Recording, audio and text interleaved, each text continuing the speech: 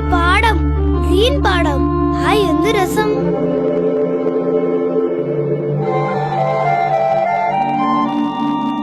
ആ ഇതെന്ത് വണ്ടി? ഇതാണ് കാളവണ്ടി. ഇതിവിടെ എത്രയുണ്ട്?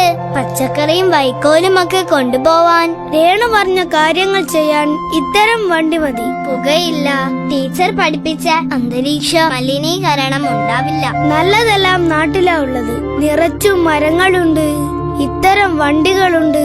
അതുകൊണ്ട് ശുദ്ധവായു ഇവിടെയാ. നഗരത്തിൽ ശുദ്ധവായു ഒട്ടുമില്ല. ആ നല്ല സൂപ്പർ എയർ ഇവിടെ തന്നെയാ.